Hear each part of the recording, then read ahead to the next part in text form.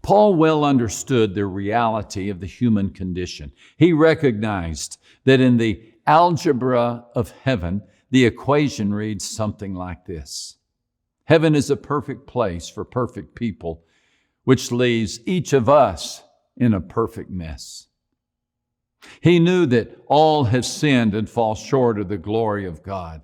And since the wages of sin is death, all of us rightly deserve death. There is nothing we can do to cover up our sins. We are all clothed in the tattered garments of our sin. When I think about this, it reminds me of a suit I used to wear. It was an elegant ensemble, complete with coat, trousers, and even a hat. I considered myself quite dapper in the outfit and was confident others agreed. The pants were cut from the cloth of my good works, sturdy fabric of deeds done and projects completed. Many people complimented my trousers, and I confess, I tended to hitch them up in public so people would notice them. The coat was equally impressive. It was woven together from my convictions. Each day, I dressed myself in deep feelings of religious fervor. My emotions were quite strong, so strong, in fact, that I was often asked to model my cloak of zeal in public gatherings to inspire others. Of course, I was happy to comply. While there, I would display my hat, a feathered cap of knowledge formed with my own hands from the fabric of personal opinion. I wore it proudly. But over time, my wardrobe began to suffer. The fabric of my trousers grew thin. My best works were coming unstitched. I was leaving more undone than done, and what little I did was nothing to boast about.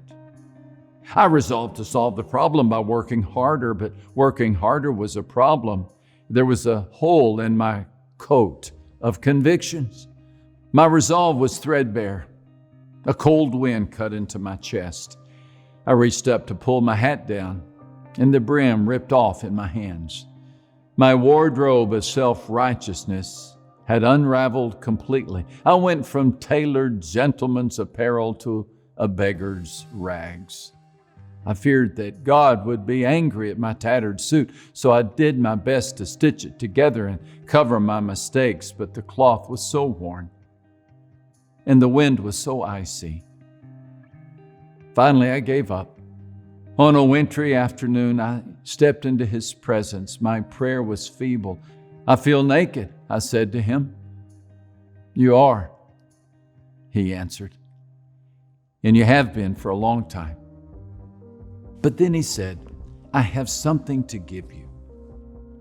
And He gently removed my remaining threads, and He picked up a regal robe, the clothing of His own goodness, and He wrapped it around my shoulders. His words to me were tender. My son, you are now clothed with Christ. I have a hunch you may know what I'm talking about. Perhaps you're wearing a handmade wardrobe yourself.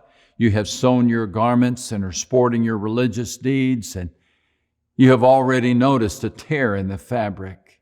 If so, this journey through Romans is for you, for it is all about removing these self-made garments and accepting God's robe of grace.